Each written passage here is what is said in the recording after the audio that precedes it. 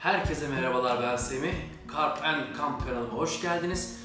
Bugün sizlerle sazan için yemlemede kullanılan sos yapacağız. Goggle diye geçiyor, yani yapışkan sos yapacağız. Arzu ederseniz şimdi gerekli malzemelere geçelim. Yapışkan sosta kullanacağımız malzemeler, sosumuzu karıştıracağımız cam bir kap olabilir. Ufak bir kap olmasında fayda var. Büyüğe gerek yok. Mısır nişastası, gliserin, bu sosumuzun ana maddesi. Bu olmadan yapacağımız sos maalesef olmuyor. Bunu eczanelerden veya marketlerden bulabiliyorsunuz. Zehirsiz bir maddedir. Limon ekstresi, tuz, acı pul biber ve gıda boyası. Gerekli malzemeniz bunlar. Şimdi yapılışına geçelim.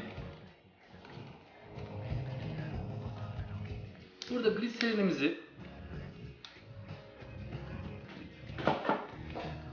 kavanozumuzun içerisine boşaltıyoruz.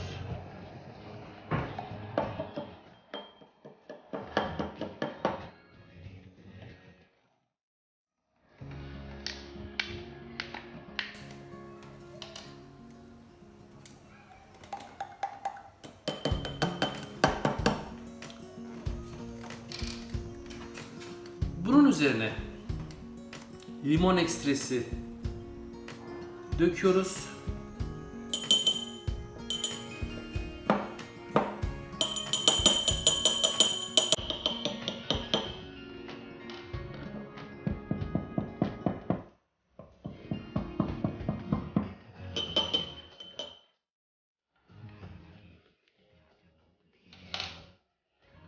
Tuzumuzu döküyoruz.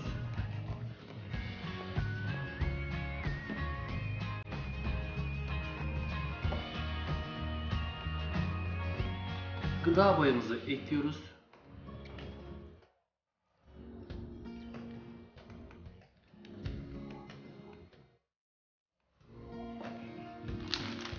Daha sonrasında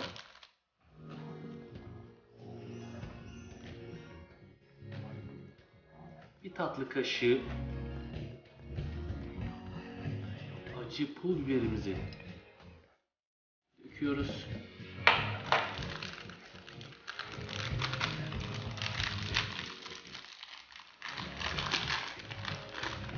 Ve en son olarak yine bir tatlı kaşığı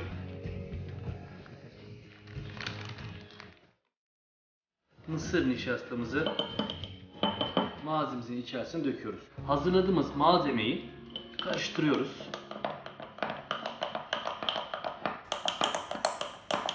İçerisinde hiçbir tortu kalmayacak şekilde karıştırmaya devam ediyoruz.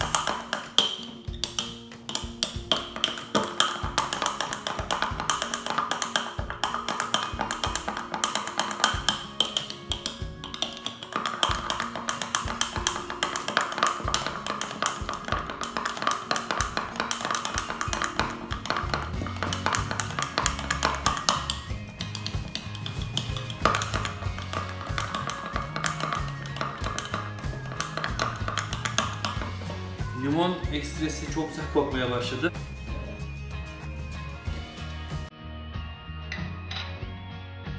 Karışımımız hazır. Bu kadar basit. Çok uzun süre almıyor yapımı. Şöyle göstereyim sizlere.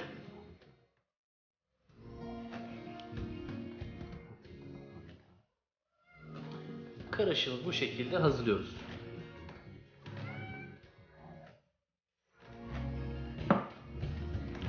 Şimdi bir deneyelim arzu ederseniz.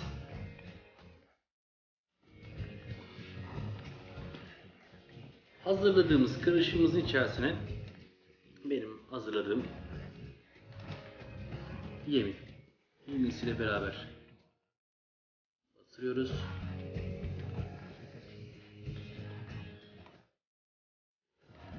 Gördüğünüz gibi sosumuz hazır.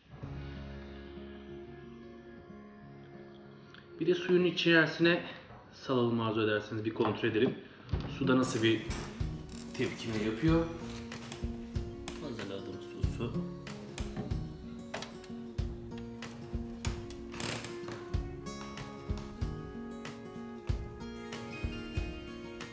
Akvaryumumuzun içerisine saldık. Pek net görünmüyor olabilir. Şu gördüğünüz yerde pembeleşmeye başladı. Bu sosu olduğu yere bırakıyor.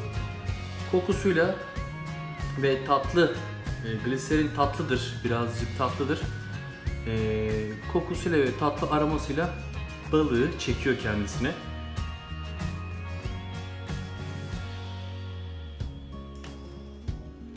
Burada videomuzun sonuna geldik. Hazırlamış olduğumuz sosu sizler de evinizde kolaylıkla hazırlayabilirsiniz. Çok pahalı değil malzemeler. Dediğim gibi gliserin eczanelerde, marketlerde bulabiliyorsunuz bunu. Alıp içerisine gerekli malzemeleri koyarak sizler de evinizde yapabilirsiniz. Şimdi herkese rast gelsin balık avlarınızda. Bu arada geçen günkü yayınladığım videoyu izlemediyseniz yukarıda sağda veya solda etiketi çıkacak. Etiketi tıklayarak geçen günkü sazan iğnesi bağlama videosunu izleyebilirsiniz. Kanalıma abone olmayı unutmayın. Like vermeyi unutmayın. Doğada kalın. Hoşça kalın.